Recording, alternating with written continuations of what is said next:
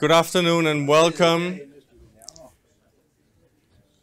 My name is Martin Aarup. I'm president here at CEPOS. President sounds great, doesn't it? Yes. That's the thing about it. Unless it's got Trump after that word. True. Then it doesn't sound so good at all.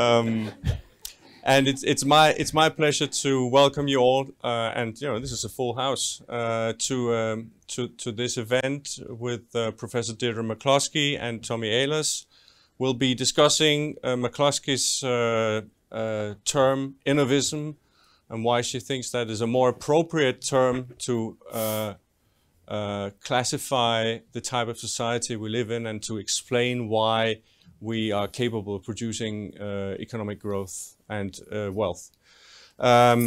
Before we do that, let me just give you a couple of quick housekeeping remarks and present the presenters. First of all, what's going to happen is that Professor McCloskey will be talking for 20 to 30 minutes. Then Tommy Ahlers will come on the stage with some remarks to McCloskey's speech and to the term Innovisme, given his experience as an entrepreneur. We will open up for remarks, discussion between the two, and then we will include the floor for questions. Be aware that we are recording this session. It is not being streamed live, but we are recording it. So if you don't want to go public with your opinions, don't. And when we get to the stage where you get to ask questions, remember that is a question is something that ends with a question mark and preferably is formulated fairly quickly so that you actually don't speak for very long. So with that quick introduction, it is my pleasure and honor to present to you Deirdre Nansen McCloskey, who is Distinguished Professor Emerita of Economics and History and English at the University of Illinois at Chicago. She's written 24 books and about 400 academic and popular articles on a variety of issues: economic history, rhetoric, philosophy, statistical theory, economic theory, and of course her prolific writing on capitalism, or rather Innovisme, and what characterizes that type of society. Tommy Ahlers, who will be speaking after McCloskey, is a serial entrepreneur turned politician turned serial entrepreneur. So it's very serial, the whole thing. And you mean cornflakes or what? It's a as long as you're not a serial killer. It's a pleasure to have you here, Professor McCloskey. The floor is yours. I'm thrilled to be here. This is not my first visit to your sweet country. I have a speech defect. I stutter on the word stutter, so I ordinarily don't say that. But I'm so thrilled to have found out a few years ago that Joe Biden, who I think's okay, I mean, he's a great improvement over what we had, is a stutterer, and Marilyn Monroe and Winston Churchill, pretty good. So you'll have to grow accustomed to that or run screaming from the room.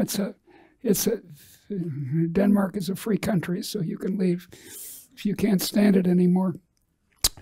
I am an economist, not a communist, and have been interested in the economy for a long time. And for decades, I was satisfied with the word capitalism. In fact, I started as a Marxist, kind of a sloppy Marxist. I call myself a Joan Baez Marxist. So I would sing folk songs, and I know more labor and socialist songs. I challenge anyone here to equal my knowledge of the Socialist Songbook. So it was natural to call it capitalism. But understand that that term was invented by the enemies of a free economy. It was not Marx himself who invented the word. He had obviously used the word capitalist for the people he was focusing on, and capital as the force that caused the people he was focusing on. But capitalism is a later coinage by Marxists. But then, of course, it's been adopted by the friends of this so-called capitalism.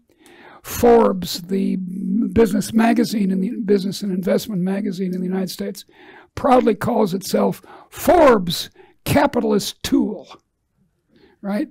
So in a figure of speech that the Dutch call a beggar word, the word of contempt, capitalist, was taken over by the very people meant to be shamed by it. And this happens all the time. The word Tory, for example, in English politics, or the word Quaker for the Society of Friends. They didn't call themselves Quaker. Other people said, "Oh, you quake when the Spirit of the Lord descends on you. So we'll call you Quakers." And they said, "Yeah, okay, we're Quakers." And the same happened with the word capitalism. Now, the trouble with the word is really fundamental. And it's that capital is not what made us rich. And if you're going to think that it does, you're making a scientific mistake. Look, of course, let's first define what we mean by capital. Any income earning asset. So a factory is capital. A skilled human mind is capital. Skills in your hands. I'm learning to knit. I was not born I didn't have a girlhood. I was once a man, and so I didn't learn to knit. I'm learning to knit, and I wanted to learn the continental way, but the only friend who would teach me does it the American way, or the English way, so it's not so good. But anyway, I'm learning to knit. So that's skill. I'm not going to earn any income from it, believe me. You should see my knitting. But anything that produces, you could even say more broadly, not just income, not just money income, but satisfaction, pleasure, goods and services, is capital. But notice, it's not the goods and services themselves, it's the thing that produces them. So human capital, skills, are capital. And then financial capital, which people like Thomas Piketty focus on, are the claims, the paper claims to those physical or human capital. Fortunately, we no longer have slaves, so you can't have a bond backed by slaves. That's good. But still, capital is capital is capital. You think, well, that's not so bad. That's surely what produces what we want. So capital and the accumulation of capital must be the core of what made us rich. Well, there's a big problem here. In 1800, average income in Denmark was, including Schleswig and Holstein, by the way, was $2 a day. Denmark was among the poorest countries in Europe. Sweden, you'll be glad to know, is even worse. My grandfather was the son of Norwegian immigrants, and he loved to say, 10,000 Swedes went through the weeds one day at Copenhagen. 10,000 Swedes went through the weeds, all chased by one Norwegian. So, but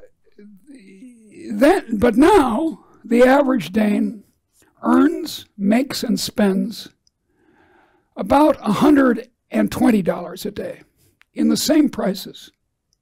You say, my God, that's how can that be such a big increase? Well, come on. What doctors did in 1800 in Denmark when you were sick was to bleed you.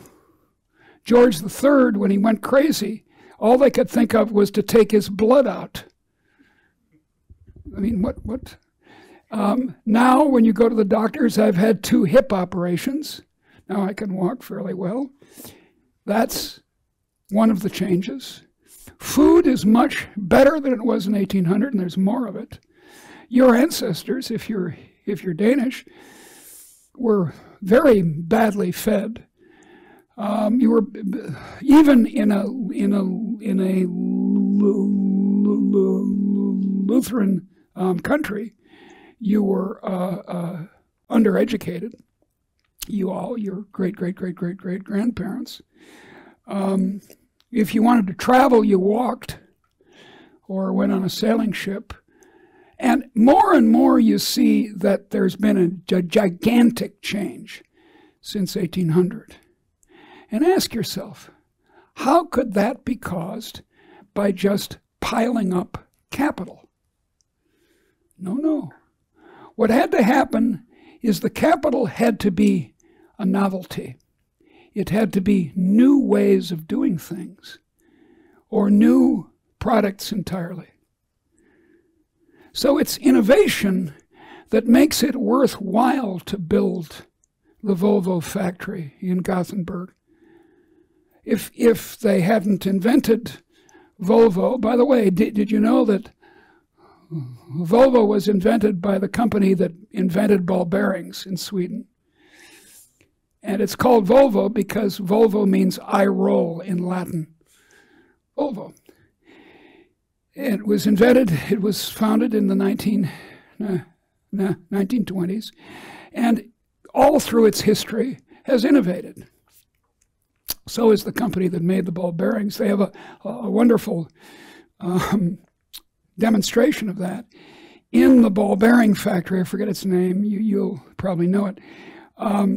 They have an old ball bearing from 20 years ago and a new ball bearing. Ball bearings are really important. If you don't have ball bearings, you can't have fast revolving steel. And the airplane motors and automobile motors would burn out in 5 minutes if you didn't have ball bearings. And then they have new ball bearings, and you take it and you try to make the move. You find the old ball bearings are slower. So innovation is the heart of what made the modern world. Now wait a second. Humans innovate. The bow and arrow is innovation.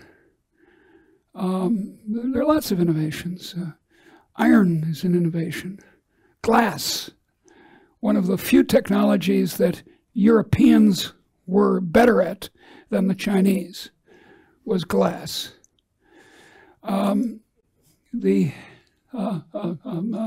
Spectacles were invented in the 13th or 14th century, made possible for skilled craftspeople to continue after the age of 40.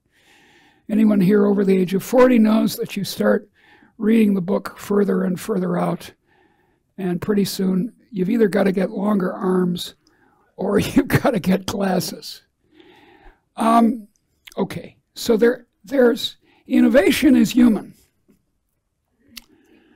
But what happened after around 1800, in northwestern Europe especially, is an enormous acceleration of innovation. My friend Matt Ridley, Viscount Matt Ridley, by the way, a member of the House of Lords, Matt says ideas started having sex. And the baby ideas and the grandbaby ideas had sex with each other, and there was more children and more great-great-great-great-grandchildren. And example, for many centuries, coal was moved out of mines, dug into the hills in the northeast of England on tracks, because it's rather obvious it's going to be really hard to push a wheeled cart full of freshly dug coal out of a mine unless you have a nice smooth way. You combine that with high pressure steam engines, something that James Watt prevented for 20 years while he held a patent on the separate condenser in Britain. Once you use high pressure, not low pressure, not these big, slow, early steam engines, but something going chook, chook, chook, chook, chook, then you can put that on the front car, and suddenly you have a railway. It's a perfect example of the marriage. We hope they're married before they start having children, of ideas. And it just went crazy. How crazy? From $2 to $120 a day. That's how crazy it went. Here's another way of seeing that it's innovation, not capital. Capital by itself, just more brick, another brick piled on another brick. If there's no new idea, experiences what economists call, and even normal human beings call, diminishing returns. You have a house, maybe, or an apartment. Well, let's take it. You have a bicycle. Everyone here has a bicycle. I know that. I lived in Holland for 3 years. I know that. Okay, you all have bicycles. If you had a second bicycle, that would be good. If you got a flat, you could just ride off on your second bicycle. If you had a third, it's starting to get a little silly. Why have you got 3 bicycles? Fourth, fifth, sixth. That's capital accumulation. So now you've got 8 bicycles cluttering up your garage or your apartment. Obviously, there are diminishing returns to sheer capital accumulation. Now then people will say, but no, wait, capital is necessary.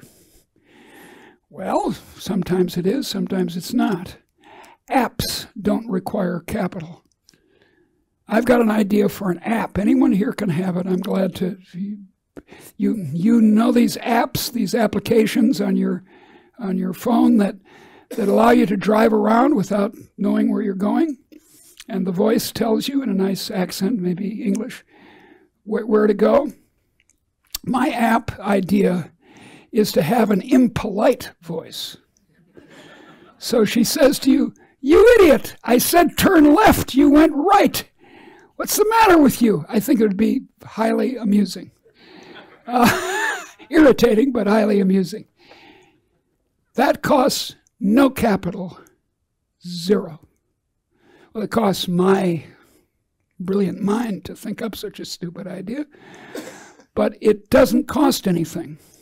You don't need a big factory to produce the impolite app. It's very easy to do. You don't need... See, the problem is that people got their ideas about this in the age of the railway. And railways are capital intensive. The capital output ratio on a railway is about 10-to-1. And in the economy in general, speaking of physical capital, it's about 3-to-1. So the age of capital, as my former colleague Eric Hobsbawm called it, was the age of the railway. So people said, well, you got to have capital. And we, people in development economics in the 50s and 60s, thought, aha, give Ghana lots of capital and Ghana will become rich. Don't give those nasty red Chinese a cent and they will not grow. This will be our anti-communist policy. Well, it didn't work. Foreign aid flowed into Ghana as capital. They spent it on stupid capital with not good ideas. And Ghana didn't grow at all. Red China, without a cent, grew. Now, of course, they had to have capital, but mainly they had, and this is my punchline, they had, and I always stutter on this word, liberty. After 1978, the Chinese Communist Party decided to stop centrally planning the economy and to let people start enterprises. My friend Steve Chung famous Chinese economist was one of the people urging them to do this. And they did it, and then China commenced growing at 6 to 10% per year in real terms per capita ever since then. So now Chinese income per head, instead of being $1 or $2 a day, which was under Mao, despite his attempts to have backyard blast furnaces and the Cultural Revolution and everything, by now their income is equal to that of Brazil, which is about the world average of $45 a day. This means the world average is still way behind Denmark, but it's coming up. With China and then India, which followed in 1991, doing this liberalization, they were able to, they've been growing the Indian economy per capita. It's not only going to rich people, this is what you hear, it's false. It's going to ordinary Indians as well, is growing at this fantastic rate of over 6% a year. Now this is why I want to throw away the word capitalism. Because my colleagues in economics think that, well, we're trying to explain capitalism. So growth theory, so-called, should be about the accumulation of capital. Stands to reason. But it's false. What the explanation of economic growth should be is explaining innovation. It should be all about that. We should be turning towards what makes for innovation in an economy. And they don't have to be glorious innovations like, I don't know, the internet or something. They can be little innovations. You decide to move to Sweden because there's an opportunity there. Now you have to speak in a funny way, but still, there's an opportunity there that you can earn more at. That's an innovation. You decide on a new way of you open a hairdressing salon in your neighborhood that didn't have it. That's an innovation. So a free economy where people are liberated from the serfdom that characterized rural rural Denmark, also Sweden for that matter, until the middle of the 19th century. Or the domination of guilds, which dominated the towns of Denmark until the late 19th century. Instead of having those, you're allowed to work where you want, you're allowed to invent what you want, you're allowed to move where you want. You're not tied, you're not a slave. In fact, liberalism, to which I attribute this change, is invented in the 18th century. It's the theory that a society should be of non-slaves. That's what it means in Latin, where the word liberalism comes from. That's how the Romans used it. A free person was a person who was not a slave. That leads to an ideology of innovism, accepting change, accepting innovation. In the Danish economy, every year, 1 out of every 7 jobs disappears forever, every year. 1 out of 7, every single year. My favorite example of this is my own country.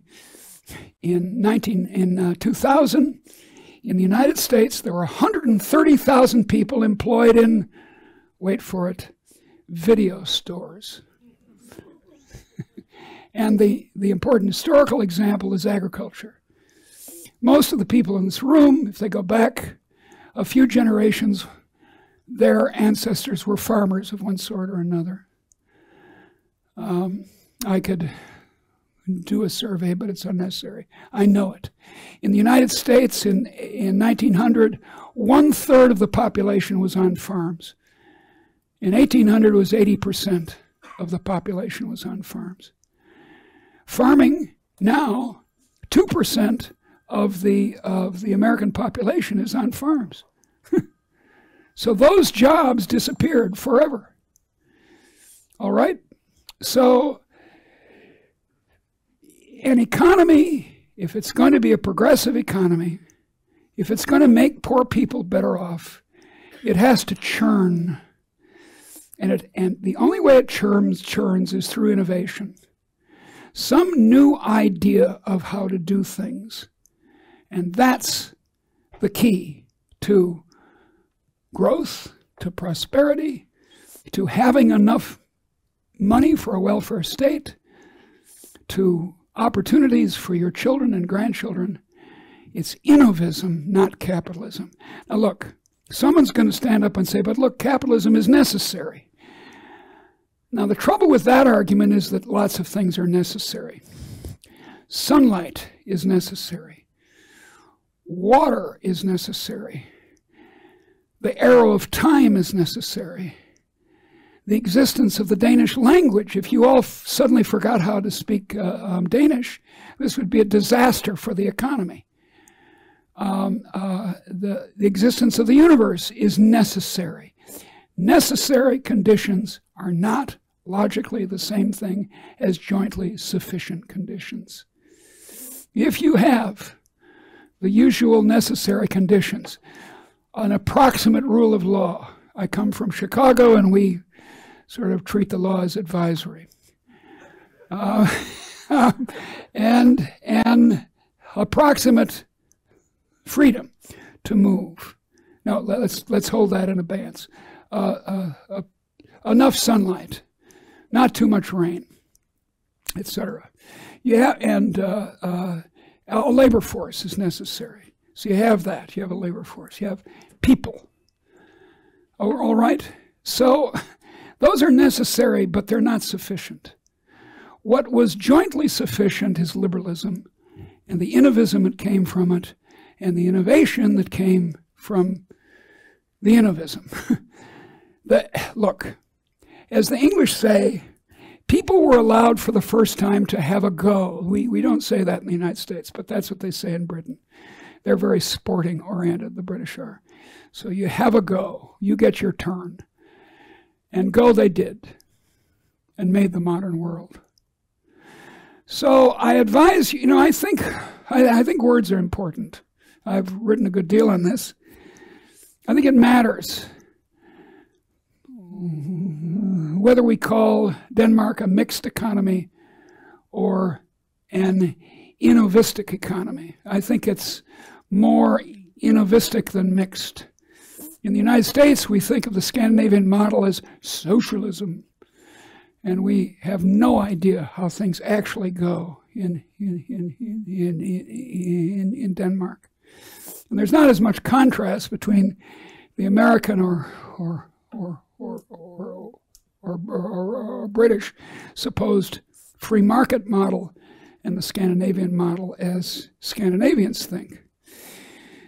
So that's my case. Stop using the word capitalism, please.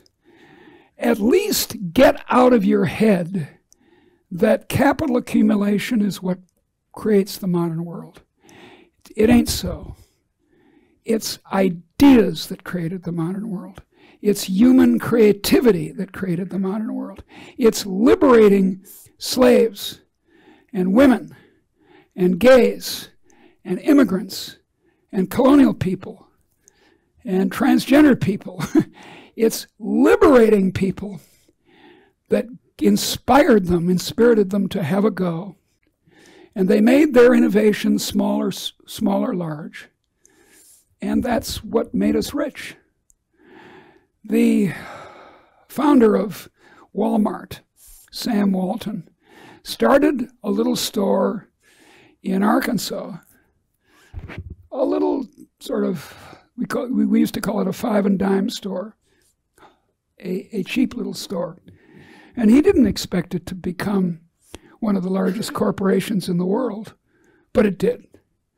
So even the little ideas sometimes explode. There's a fine movie about 8 or 9 years ago called The Founder, about Ray Kroc, the man who made McDonald's into the power that it is. He couldn't change the name because he couldn't call it the Kroc restaurant. That wouldn't work in English. And it's a film, it's a movie, and it celebrates Innovism. So, my friends and some of my enemies, don't use capitalism anymore. Thank you very much.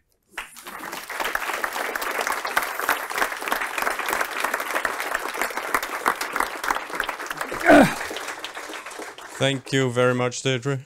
And now some thoughts and remarks from Tommy Ahlers, who is a former employee of McKinsey, turning entrepreneur, amongst other things in the mobile phone industry. Well, not mobile phone, mobile industry. And suddenly, to everyone's surprise, including ours, because he was on our board when this happened, he became education and research minister in the former, should we call it liberal government? Yes.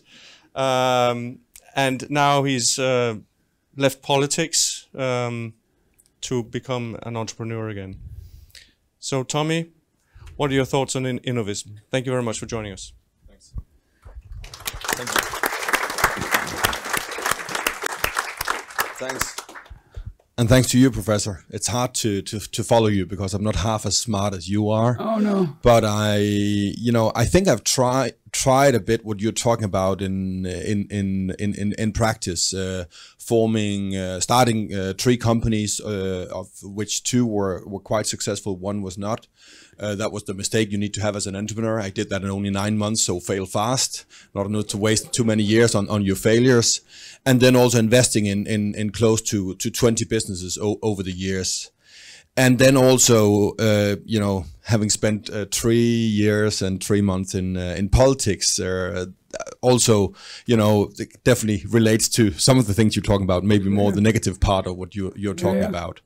So first, just a few remarks. I think what you're explaining and your request to not use the word capitalism, I think it offers us, and I assume everyone in the room here would like both the political debate and everything we're talking about to focus more on businesses, one of the cornerstones in the economy, and it doesn't. And I think one of the reasons it doesn't always, and I've tried it as a politician, I had many frustrations in politics, and one of them was not inside politics, but it was how the world look and how the political world and the population looks at businesses. They see them as capitalism, and capitalism is a system, and no one loves a system. And capitalism is it has it in the name, right? It's someone with a lot of money, and we don't like people with a lot of money unless they base that money on coming up with a great idea. We kind of like Elon Musk, right? Maybe I take my mouth too full here, but I was kind of liked, at least if I look at number of votes at the last election. And I've made money, but I made money on, I was even on Dragon's Den, so people could see that I have ideas, right? So we love ideas in society. We love the ones that thinks differently and does things differently. And if we get better at explaining that's the actually what businesses are doing, both the new businesses, as we all like because we love the entrepreneurs, but also the old businesses, because otherwise they'll not survive if they don't keep on renewing themselves. If we become better at talking about that, I think we'll also have a better political debate, and hence also a better society with a more with more focus on conditions for businesses. So I think we need to we definitely need to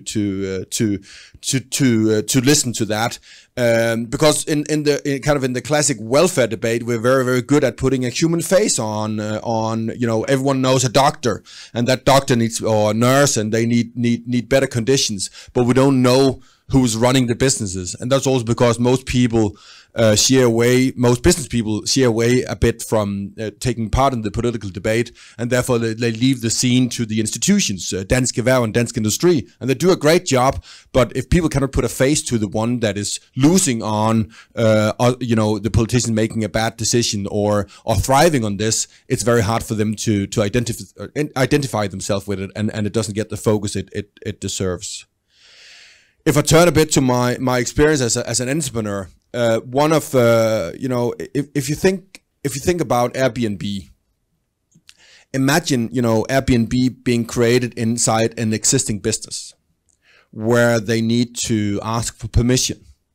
So you work in any kind of business, right? Maybe you work in a hotel business, and you go to the legal department and the financial department and ask for permission to start a system where people, when you are away from your own flat or your house, strangers that you do not know at all can then move into your flat with all your stuff in. And people, the legal department will run away screaming. And the finance department will tell you, you will never do this. This will be a massive lawsuit waiting to happen. It will destroy our business. But then imagine Airbnb being created as it was created, right? Where they didn't have to ask anyone for permission. And then they created it and they proved it was possible to do it, right? And now they are actually threatening the hotel business that would never allow that to happen inside them. And that's because in big corporations, don't have to be that big, 100 people, then you start having a permission culture where you need to ask for permission. Yeah. And inside a permission culture, radical, innovation doesn't really happen because it's, they're trying to protect the existing, and they are afraid rather than seeing the opportunities. Mm-hmm. And we are seeing that if you take it further on. So Airbnb is one product of kind of the internet, the world of the internet. But a lot of the world of internet is probably one of the most innovative areas of the economy, and also where things happen extremely fast. And I think that one of the reasons it happened so fast and was so innovative was complete lack and absence of regulation. We're dealing with that now, but it's much smarter to deal with that now. And I know Mark Zuckerberg has to sit in front of Congress and he looked very guilty. But hey, he created something new. The laws weren't ready for it, and now we're trying to solve it. And that's a much better way than if we've done it 15 years ago, because then Facebook would never have happened, because no one would have started it if they looked into, let's just say, GDPR. You wouldn't have started Facebook, right? Whoa, again, a lawsuit waiting to happen. But now it happens on the backside of things. So, you could argue that the lesser regulation, and that's also what you're arguing, the more innovation. And we need radical innovation to happen in order to save the planet. It comes from radical new ideas. Some of them will come out from existing companies, existing structures, but the most radical one will come out from companies that we haven't heard of yet. But many of these entrepreneurs that I talk to, they then try to fit in, because the internet economy was brilliant because it was in a virtual world, so they didn't stumble into existing regulations. So therefore, we had absence of regulation. But many of the solutions we need now in creating a better world and saving the planet, they are tapping into stuff we are doing already. How we drive on the roads, what we eat, what we use in our buildings. And they are stumbling into regulation every day, because we are have created a society. Most Western societies have started to create a permission culture broadly in society. So you need to ask for permission in order to start building your business. And then they're afraid of it. And I heard about a business that could get a permission for like 1 year, and then we'll look at it again. Imagine that, right? You could get 1 year and then we'll look at it again, right? That will definitely not lead to any innovation. That will destroy the opportunity to save the planet. And basically, so the more regulation we can remove, and then just implement a CO2 tax, that's the way to solve it, because then Innovisme, not capitalism, but Innovisme will then find the right solutions. One last remark that I've seen in politics, I haven't shared this, at least not publicly yet, so I'll try here, is that our need in order to, so any debate we are having inside, in politics around, what to say, arbejdsudbud in English? Labor supply. Any discussion we're having on that relies on the fact that there are some clerks inside the finance department that can put a very complex society into an Excel sheet, basically, right? And it's impossible, but still we are trying. So we are seeing stuff that if we want to, I saw that as a minister, where I tried to remove the bonus you can get on your grades. Sounds stupid. You could get a bonus on your grades if you started earlier. You could get 8% higher grades if you started, 1 or 2 years earlier than you originally planned to. So yeah. And that's how we admitted people into higher education institutions, was based on that time factor multiplied with your real grades. So we want to remove that, and that the problem was that could have a negative impact on worker supply, but it could also have a very positive impact on creating a more innovative society. And people might also, start on the right education and all of that. But those factors, we couldn't put in because it didn't add up in the clerk's Excel sheet. So I think that in our demand on creating a very efficient economy, we also having difficulties dealing with some of the elements that we need in Innovisme. We are very easy dealing with everything we needed in capitalism because it fits into the Excel sheet. But everything that happens in society has many other elements to it. So it's very hard to fit into an Excel sheet. And we actually tried to fit the entire society into an Excel sheet during COVID-19, and we failed miserably of trying to solve many of the issues that happen out in the real world. And that's another thing we then need to start dealing with if we start accepting Innovisme and face masks. So... So thanks a lot for... I think this is terrific. Okay, thanks. It's very good. Thanks. And what happens in a real conversation such as we're having is that you learn things. And I've learned 2 great ideas that I'm going to steal immediately. One is the permission. I define liberalism as a massive extension of permissions. No longer do you have to go to your master or your husband. Until the 1960s in the United States, my mother couldn't have a banking account because she was married, and her husband needed to sign off on it. And every older woman in this room knows that. That's the first thing. And that's great. It's correct, and you're perfectly right. There are institutions that are designed to say no. And they're designed to say no because they've got the routine figured out. And if you're going to innovate, I went to a very innovative restaurant last night. It was tremendous. Some of the things worked, some not so well. But they didn't have to ask anyone for permission to try this rather bizarre dessert they had, which was terrible. But okay, but the other thing... You got to tell us the name of the restaurant. No. I want to encourage entrepreneurship, not crush it. And the other thing is the spreadsheet point. I love that analogy. It's perfect. Because the routine is about spreadsheets. It's about what we do. And it's about the circular flow, we say in economics, right? National income equals national expenditure. And we just keep doing the same thing today that we did yesterday, right? That's the spreadsheet. And it's exactly opposite of what we need for progress. Now, we do need the routine to go on. Routines are good. It's good that we spell Danish in a certain way and don't go off and take other crazy ideas. But to get innovation, you've got the spreadsheet is an obstacle. It's a machine for saying no, really, for an obstacle. I spoke to an entrepreneur a few years ago. He spoke in very similar ways to you. He said he was in the computer-assisted retailing industry. How to get computers to help you sell stuff in your shop. Or, I don't know, I couldn't. And he said just what you said.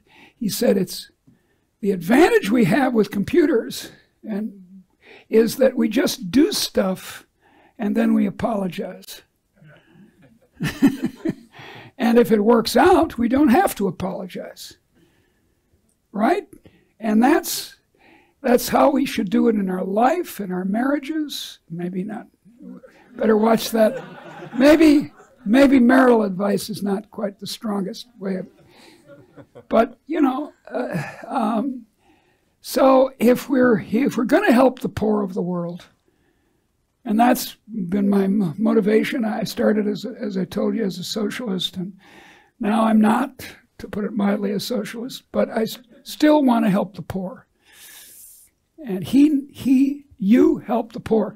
There's a very irritating routine we have in the United States because we have this enormous army. You may have noticed.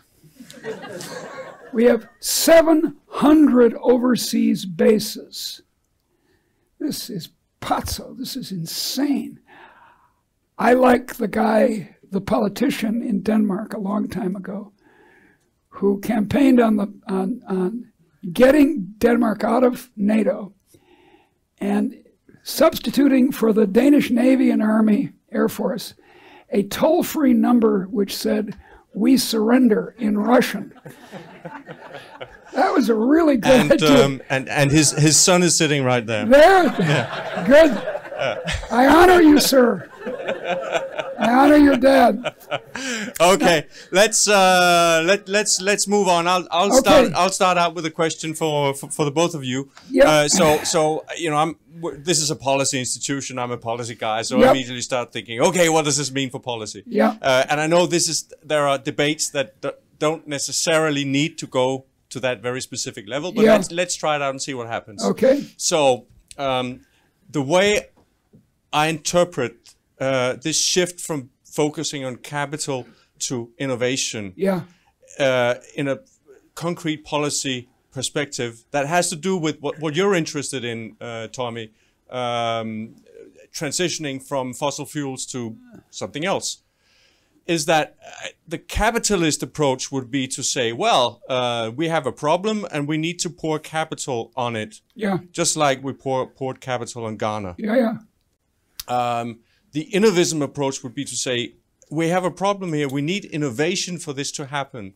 And when new ideas are being produced, they will attract capital if we let the market work. Yeah. How does that sound? Any Absolutely. comments on that, Tommy? But look, it'll attract labor force. It'll attract publicity. It'll attract all kinds of things if it's a good innovation. Yeah. Go ahead, Tommy. Tommy first, then. I think that's a perfect example. I've been negotiating climate policy for the last 2 years, and Ole, we've been sitting in the room for many times together, and in many instances the recipe for our climate policy is to invent another way of putting money into the market, right? Yeah. On heat pumps. When we do that, anyone that is installing heat pumps in the market, they would call us up and say, you are destroying the market. Because no Dane would ever install a heat pump if they know there is some support from the government coming in 6 months. It's the same with windows. Even though it's only 100 crown for a window, you can get a support. No Danes are ever installing a window without that support for energy. So we are destroying the market. Whereas what you're suggesting is that we did actually figure out how to do a carbon tax and then leave it to the market. Then people will figure out whether to do a heat pump and who has the best heat pump. Because what happens is we are then even inside Energistyrelsen that they're deciding on what types of heat pump you can then get support for. So they're so clever, so they know what heat pumps you need in your farm in the western part of Jutland. Yeah. No, they don't. And that's so that's exactly that's the exact point. And sometimes you can do it, because it's a small problem, you cannot solve it, another way. But this is a big problem, and we need to solve this systematically, and that would or structurally, and that would be what you're suggesting. That's right. So Deirdre, any thoughts on this specific policy issue or any other policy issue concerning what Innovism implies? Well, but bear in mind, in the 18th century. Adam Smith, Adam Smith used the word police for policy. And that wasn't because he hated it or something. It's because that was what people used for the policy. Policy involves the police. It involves people enforcing things, using the monopoly of violence that the government appropriately has to make you buy a particular kind of heat pump. And this happens over and over again. Look, it was in 1683, I think, that Colbert, the finance minister of the king in France, came to the business people of Paris and asked them, how can I help you? And they said, laissez-nous faire, let us do it. And that's what you're saying. Let us do it. Now, the kind of overall framework, are we going to have, I'm in favor of carbon tax. I think that's fine. Who is this guy, this Danish engineer who's so unpopular? Lundborg. He's not unpopular in my heart, but he's really unpopular with coercive environmentalists who say, no, come on, I know better than people do. People. What do people know? And it's so crazy, it's so strange to think that Colbertian mercantilism or some bureaucrat, I apologize to the bureaucrats in the room, knows better than you do what you want for dinner tonight.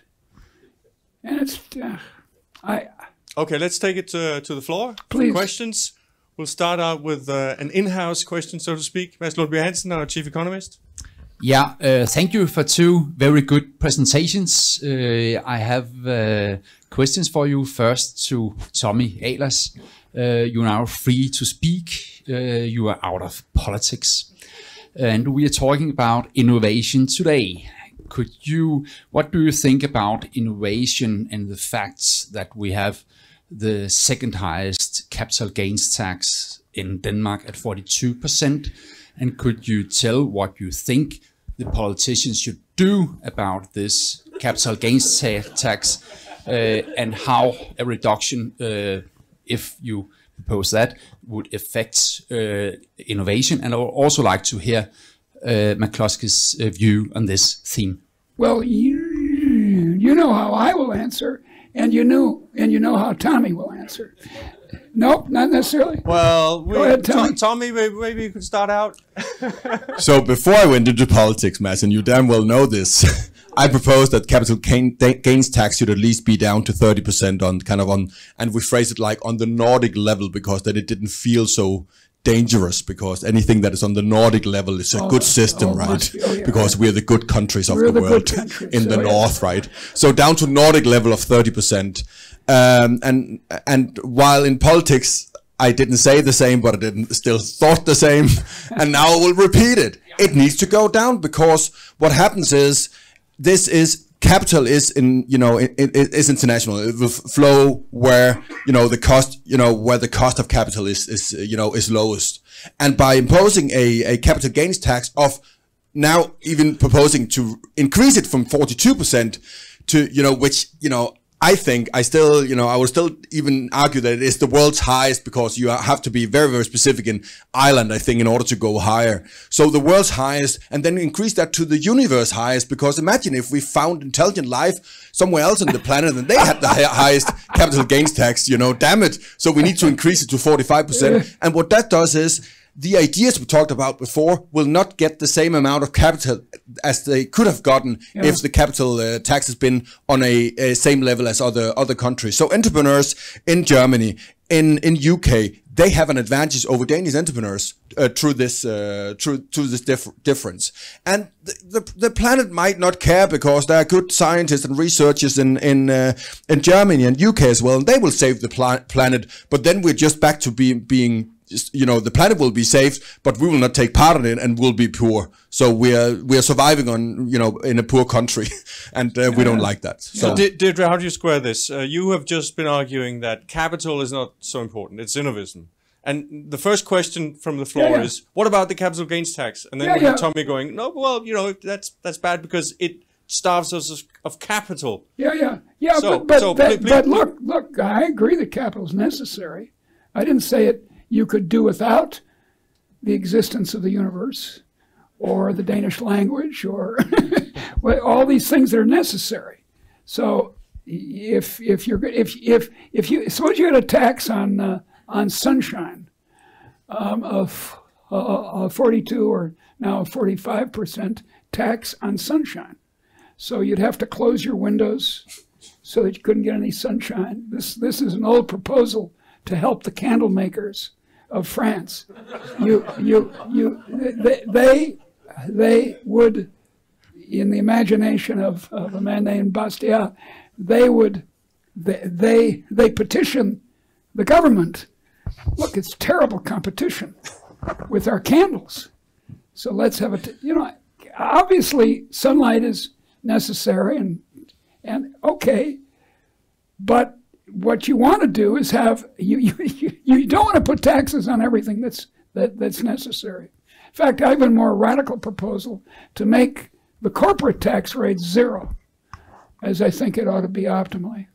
Because we've been talking about the corporate tax rate in economics for 70 years, and we still don't know who pays it.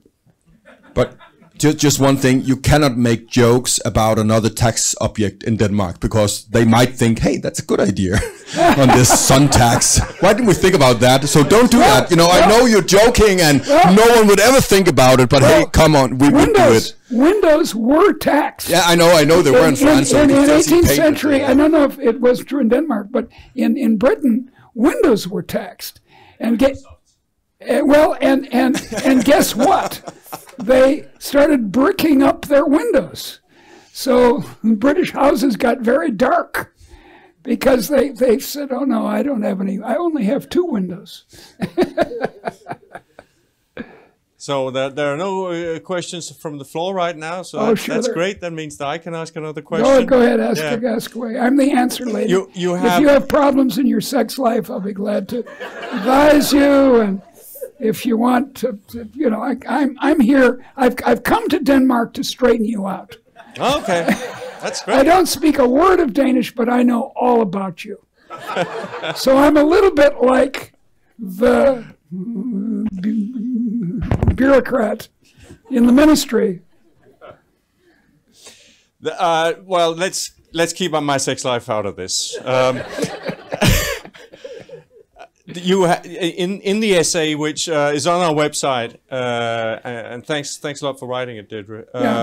And we also have a few copies outside if you want to pick up. If you're old-fashioned and want a paper copy, you can pick it up on the way out, and nobody will see you do it, so it's okay. In the essay, you have a couple of great metaphors for what you're talking about. One is about the artist Van Gogh. And Van Gogh, we say in Dutch here. And in Danish we say Van Gogh. Yeah. So there you go. That's even worse. A man of many names. And the other metaphor is on the tomato in Italian and French cuisine. Please, also for the people who never get to read the essay, please tell us those. The example that I like that's very local is there are only 3 countries in Europe who know how to bake edible pastry. The Austrians, the French, and the Danes. If you go across the bridge to Sweden, go a little further in, the pastry looks the same, but I don't need to tell this audience that it's not the same. And you've actually tried eating Swedish pastry? I have. It's a terrible experience. It's worse to taste Dutch, and the worst of all is English pastry. God. But okay. Where does it come from? It comes from innovation. And it comes there. I'm not sure of the details of the Danish story, but I think in Denmark it did have to do with the royal court, as it did to some degree in France. But it came from the innovative activity of millions of housewives, and sometimes their husbands. And then it also came from this mad obsession. Doubtless it's true of pastry in Denmark, of having pastry that's edible.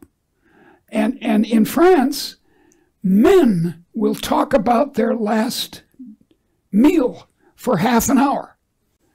And this astonishes Dutch men who will eat a sandwich with 2 pieces of bread and 2 pieces of cheese and a glass of milk for lunch at their desk, saying, lekker, lekker. I've seen it. It's not that I'm making it up. I've seen them do it. So look. Another way of putting this is the tomato case.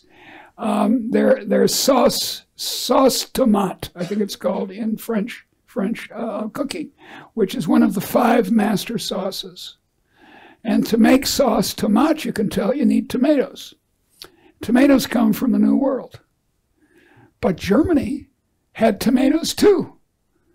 So if you think that it's capital or inputs that's causing French cuisine, you're wrong, because the tomato resulted in French cuisine in France and German cuisine in Germany. I rest my case. Okay, there's a question down here. Please present yourself and speak briefly. Hello, nice to meet you, dear. Nice to meet you, Professor McCloskey, and also Tommy Ahlers. Thank you for great insights. My question is, as a society, as a nation, where do we go for best practice? And what are the key ingredients in really fostering Innovisme as a nation?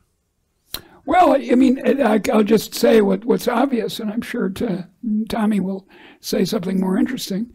An open society. Look, here's one thing which I'm sure you all know. Protectionism is not the way to go. India, we were talking about cornflakes, breakfast cereal. Until about 20 years ago, India protected the breakfast cereal industry in India and didn't allow Kellogg's to sell its products. Of course, that meant that cereal, cold cereal, in India was terrible. And then they allowed foreign, come on, that's how you look. The Danish dairy industry in the late 19th century, as you know, is fantastically innovative. And they could sell to Britain with no tariffs. And so, surprise, surprise, Danish butter became the butter on the breakfast tables in Britain. So, you have to have competition to have innovation. If you can just go with the routine, go with the spreadsheet forever, nothing happens.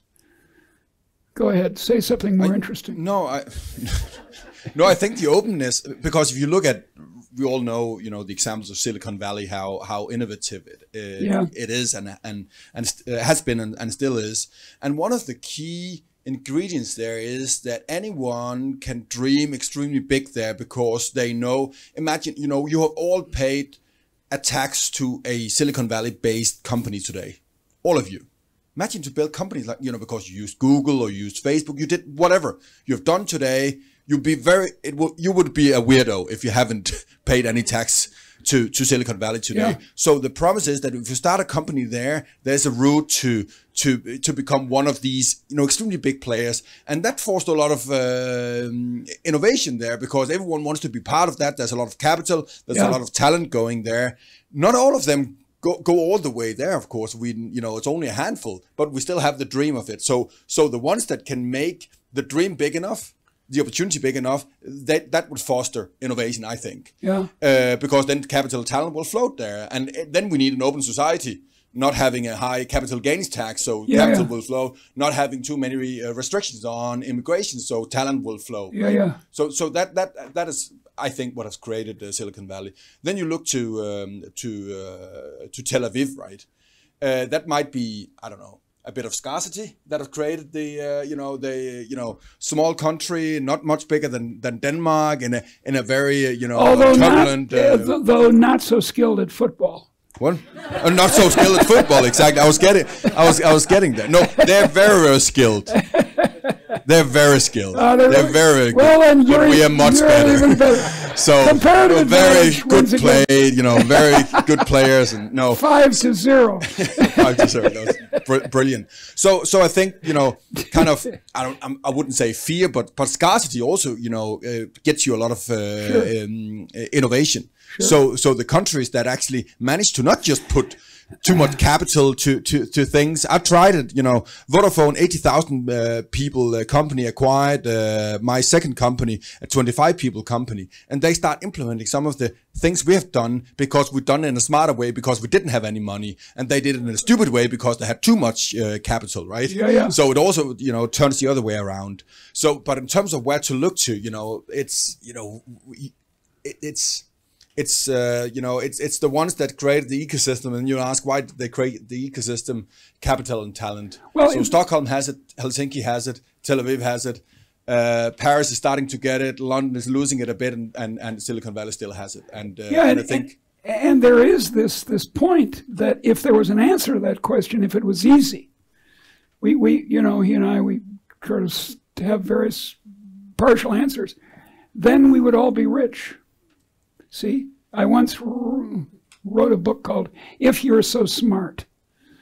And it's a joke in the United States. If you're so smart, why aren't you rich?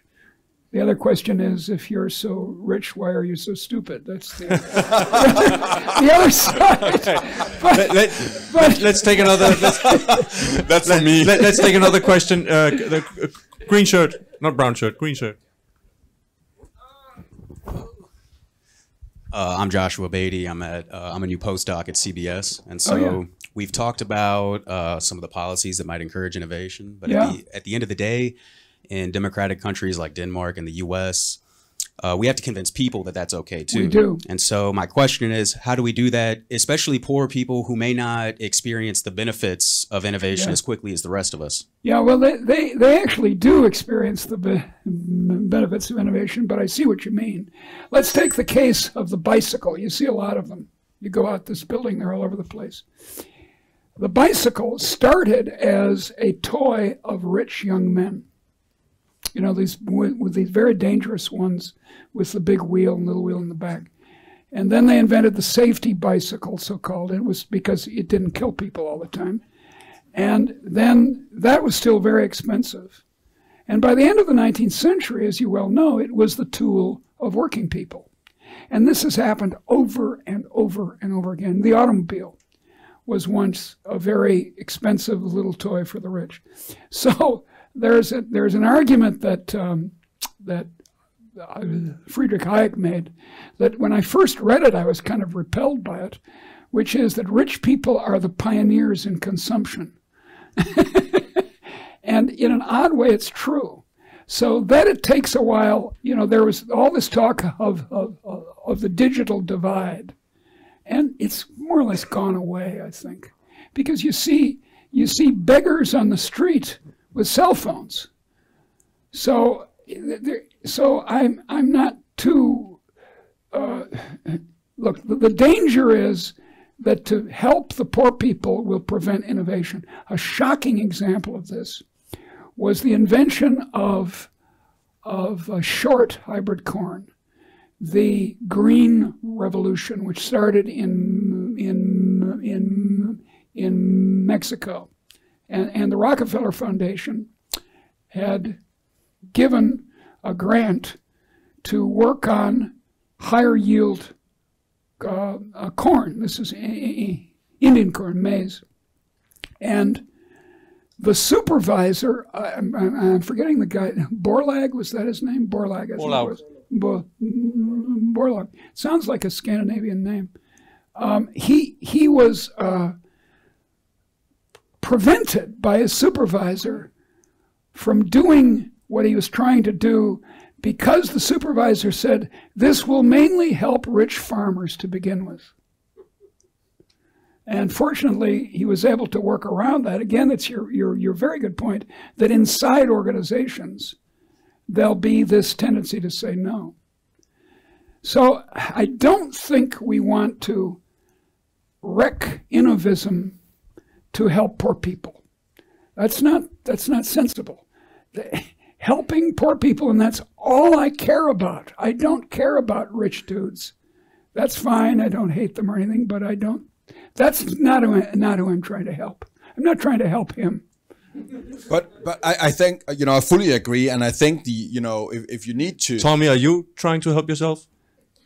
Of course. That's good. Every consumer is. No, I'm saving the world. Yeah, he's a saint. If I can make a dime along the way, I'll be fine. He's a saint.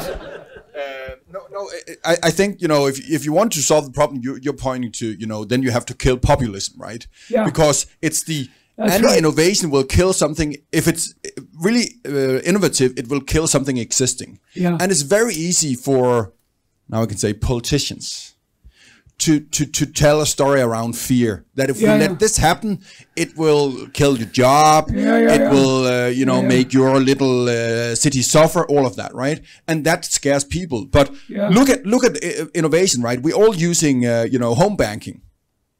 If we 10 years ago had a political debate around home banking and say that in 2020 or 2021, everyone should be using home banking for the day-to-day business. I don't know what home banking is. What was home banking? Net banking? Online banking? Online banking. Oh, online banking. So instead of going, you still write checks, right? We're very primitive in the United States. So I know it's a bit crazy stuff here, but we're just simple people in the United States. So I know that example. I think they get it. Okay. Let's take another question. No. I was making a terrific point here. Just bear with me 1 second, man. Okay, sorry. I can't see you right now. So if we 10 years ago I said in 2021 everyone will be using online banking to do the day-to-day banking business, right? We'll have a big political debate around this, and people will say, no, you cannot. Ældresagen will come and say, oh, protect them. They don't understand anything. People will come from the Landdistrikternes Fællesråd will come to the politicians and say, you need to make a law that ensures that in any city with more than 10,000 people, they'll still have a banking branch. Yeah, that's all of that, and that would destroy the innovation because then they couldn't afford to invest in new technology because we would hinder things instead, right? Right. So I think, kill populism and you get out of that. And meanwhile, let's hope that people vote for people that are right and not say that they are right in some way. I'm sorry I cut you off there, Tommy. No, it was my highlight of the night. So here we go, another question. Yeah. Hi, my name is Timothy Hansen. I have a question. So if I was a big fan of capitalism, then I would have rules of thumb saying I would like less regulation and less tax. Yep. I would be a big fan of that. And if I was a big fan of Innovism, I would also be saying, okay, so less regulation and less tax. Yeah, so are there any other rules of thumb that Innovism would prefer, which classic capitalism wouldn't? Well, good question. I kind of understand what you mean.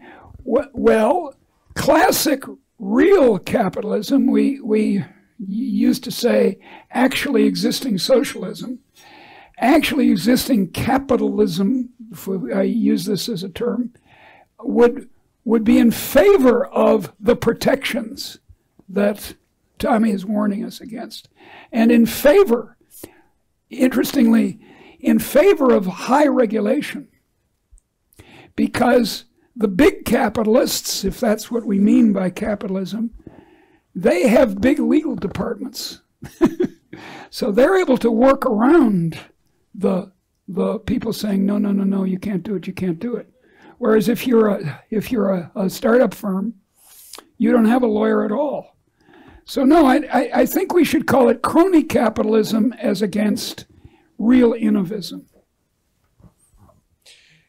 If I can add something here, I think Tommy was speaking about how people in general tend to like the entrepreneur, but don't understand that also established companies have innovation. But on the flip side of that coin is that if you're focusing on capitalism and not thinking about innovation, there is a risk that some of us sort of non-socialists, let's put that in one bracket, tend to embrace corporatism and being in love with big business. That's right. Rather than realizing that business is just a means to achieving innovation, and you do get businesses that reach a stage where they're not very innovative anymore, and they should be allowed to lose market share and in the end die. I know that. That's what I mean. That's what I mean by protection. In the 1920s, there was a rationalization movement in Britain and the United States. I'm not sure if it was here, where exactly that. You would form cartels to protect existing market share. Again, it's your very good idea of the spreadsheet, or the Excel sheet. You're just keeping things, the routine, the way it is. Ooh, don't disturb things, don't shake, don't rock the boat. And it's fatal. Do you have a comment on that?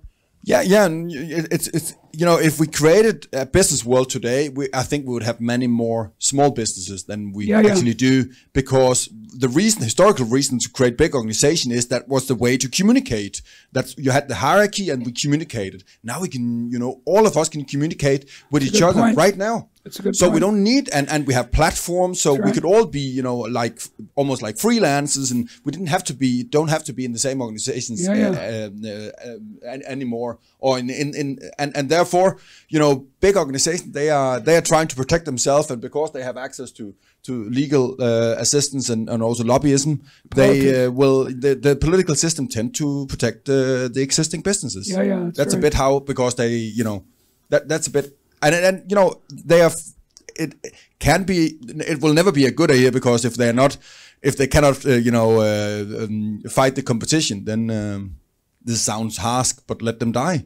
Well, the world will be better off. Talent will be better off. The economy will be better off. If not of course the ones we are proud of, Lego and Novo, but other business, right? But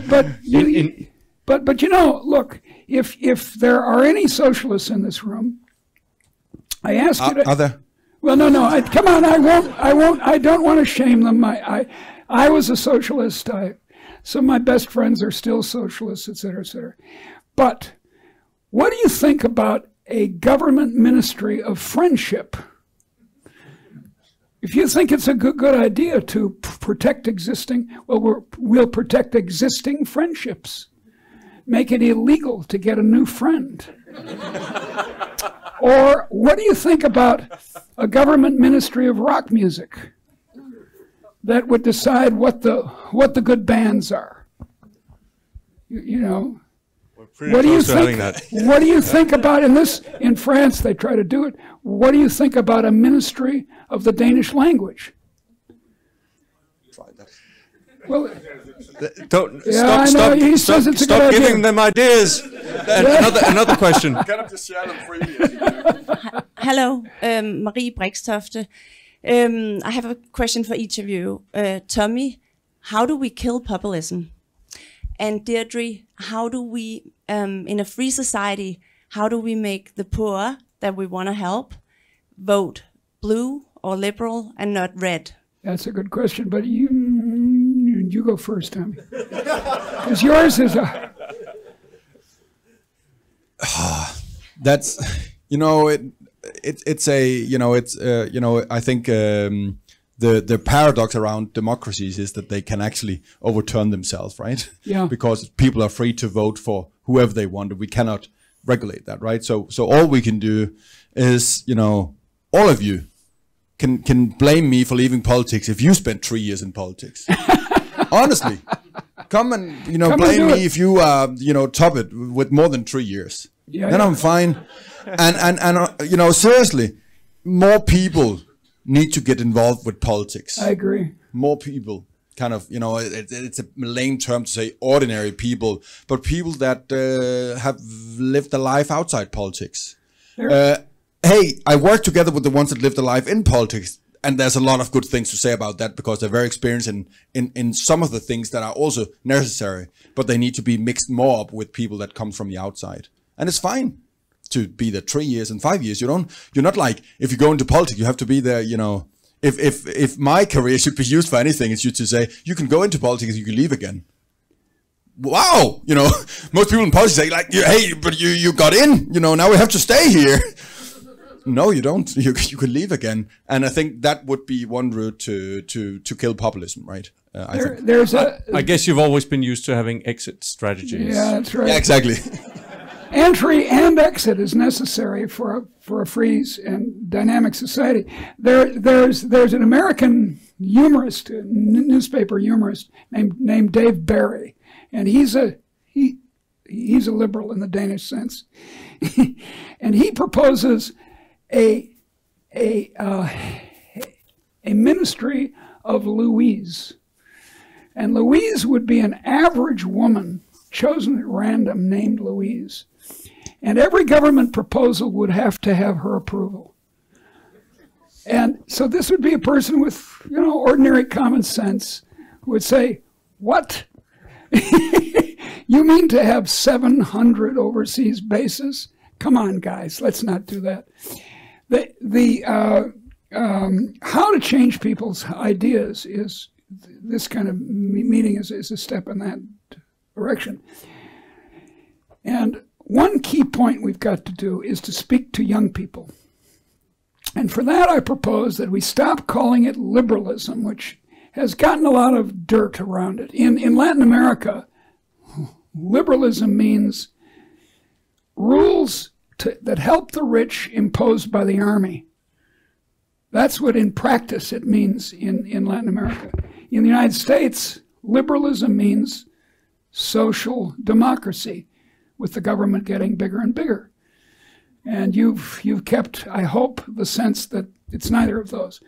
But we ought to start calling it adultism, because other political philosophies treat people as children. They say, well, no, come on, dear. If you're on the left, you treat people as sad children. Oh, you poor dear. I'm from the government and I'm here to help you. Do you know that joke? Yeah. Well, but here, I think everyone should know this joke.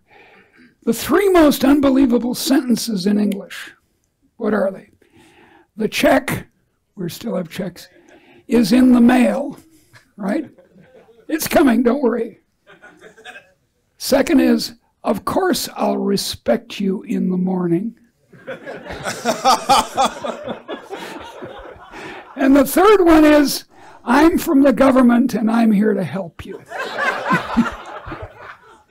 And we ought to be saying to young people, you want to, and then if you're on the right, say a conservative, a monarchist or something, you say those people are bad children. They're either sad or they're bad. And we say, no, come on, they're adults, they're children you got to take care of. One of the big sort of holes in European political thought since Machiavelli is that we don't recognize that people were once children. There's not a woman in the room who doesn't know this.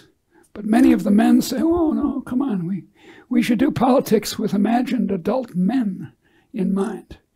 But we got to get to them and tell them, if you want to be an adult, you want to act like an adult and be grown up.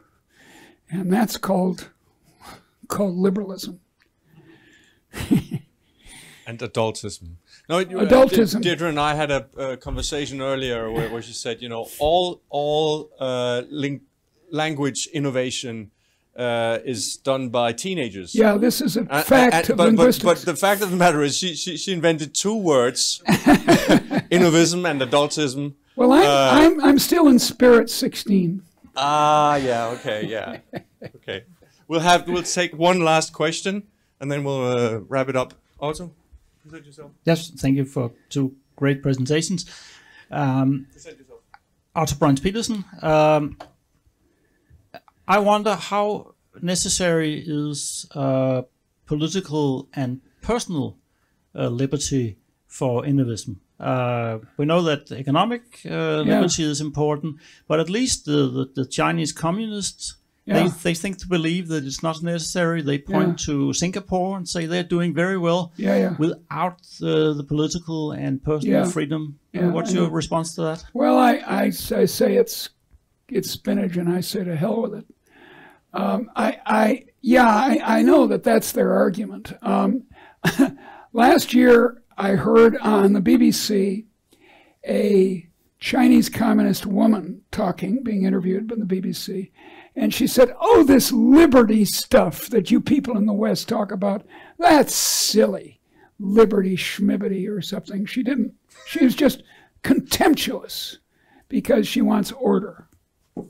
And the trouble with order is eventually it gets to this point of the spreadsheet, and you stop innovating. Look, liberty is liberty is liberty.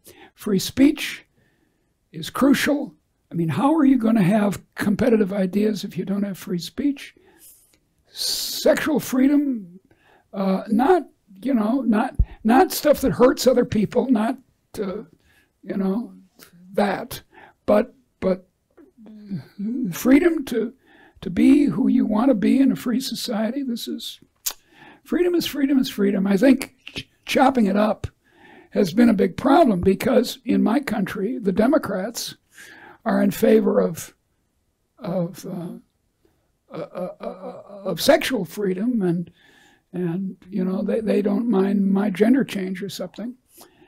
And the Republicans are in favor of economic freedom, but the Democrats want to intervene, or let's express it the other way. The Republicans want to intervene in consenting acts between adults of a sexual character, and the Democrats want to intervene in consensual acts between adults in the economic sphere. And I think they should stop intervening in people's consensual acts. But what are you saying? Are you saying that the Chinese can only go so far? Yeah, that's what I think. And they will hit a ceiling at some point, or they will have to. The older people here remember the 1980s when we were terrified, at least in the United States, by the Japanese. Oh, the Japanese, they're getting richer and richer, and oh my God, it's the end of the world. And then they hit a ceiling. And this actually somewhat earlier, we kept saying, oh, the Soviets, they're going to catch up, 10 years. And then they fell, and we noticed that they didn't catch up. And I think the same thing is true here. Look, as Chinese income per head is about $45 a day. And that's a great improvement over $1 or $2 a day they once had. But they're not going to do that forever. And they're doing a lot of stupid things. This Belt and Road Initiative is ridiculous. They're putting enormous amounts of capital, to speak of it, in foreign countries that they have no control over. They own the port of Piraeus in Greece. Now, suppose you're a Greek. You say, gee, it's wonderful that you've put new port facilities in here. Thank you very much. So sorry, this our port now. What can the Chinese do? Send a gunboat? There's nothing they can do about it. What? It's a bit far. It's a bit, to put it mildly. Yeah. Whereas in the 19th century, we Americans sent gunboats up the Yellow River and shot at the Chinese to make them obey. So it's incredibly stupid. The railway they're putting across Central Asia sounds very romantic, but it's nuts. One cargo ship can hold the contents of 100 car trains. One of the ships. So you'd have to have 100 car trains going continuously. It's stupid. They're making big mistakes. They have high-speed rail everywhere. It's grotesquely subsidized. This is a mistake, and they're going to keep doing it. Okay, we're out of time. There was a couple of questions that we didn't get I'll be time glad for. to I'm answer sorry them, about that. Tommy, do you have any last remarks? No, it's almost like, I've maybe, rejoined politics after the new word, adultism. So no, too soon. Okay. No, it was very, very inspirational. Thank you, Thanks dear. a lot, Well, the feeling is mutual, and I hope they were inspired too. We certainly were. Thank you very much. And and